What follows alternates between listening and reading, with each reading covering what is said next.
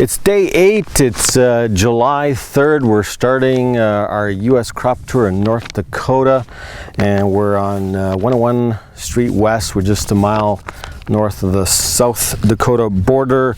Just to give you some quick agriculture stats and facts about North Dakota, soy is ranked number 10, corn 15th. It's not a big corn soybean state. In fact, canola here represents about 90% of all the acres in the United States, about 1.7 million. Spring wheat 5.6, winter wheat 2.5. So total acres of wheat about 8.5 to 9 depending on the year. 5 to 6 million soys and 3 to 4 million corn.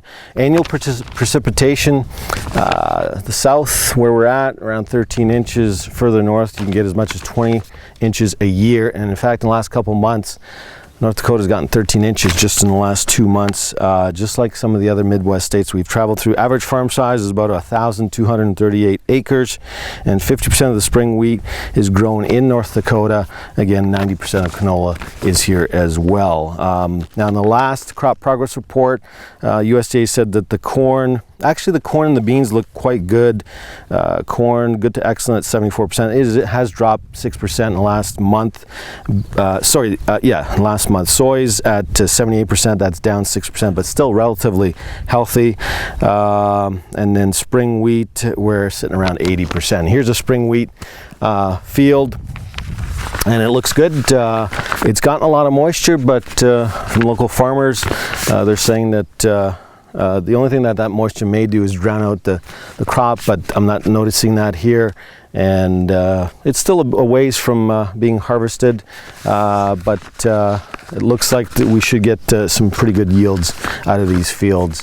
We'll continue to move into further north of North Dakota, and we'll continue to show you some more photos and videos. As we've traveled down here though, that moisture is doing some damage again to both corn and soybean fields. We've seen a lot of drowned out fields and a lot of ponding. We're traveling north on Highway 83. We're going towards Bismarck, North Dakota. We're in front of a soybean field. And we continue to see the standing water in a lot of the bean fields or even corn fields. I didn't expect this in North Dakota, but it was very wet in the south. They got a lot of rain through May and June. Looks like that same situation has occurred as we've traveled further north into North Dakota.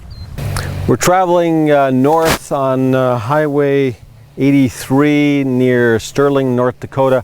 We're in front of a good-looking canola field. There are some drowned out spots, some variability due to too much moisture, but looking good.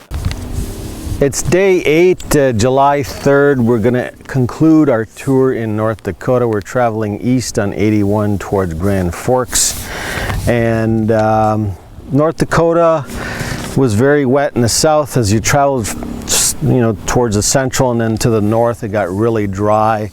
I gotta think that those crops the crops in the south remind me of Indiana. Just a lot of drowned out areas, ponds, beans that were replanted. We saw rivers and lakes everywhere. So they got too much rain in the month of May and June. As you traveled further to the north, it got a little drier. The crops in the south are probably going to be below average, but the crops in the north were drier and they looked really good. The wheat, the canola, the barley looked awesome. So the crops in the north are probably going to offset any reduction in yield in the south. At the end of the day, I'm going to rate North Dakota as an average crop overall. Probably rank it just above South Dakota at number 4. We'll rank all the states at the end with my end of crop tour video summary available on July 14th. There is a haze in the horizon.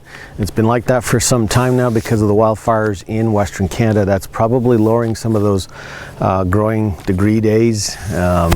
It was hot in the north, but it was cooler in the south. That could impact the crops. It's early. These crops typically are made in July and August. They'll need some further rain here, particularly in the north, but it depends on the soil. They can do without.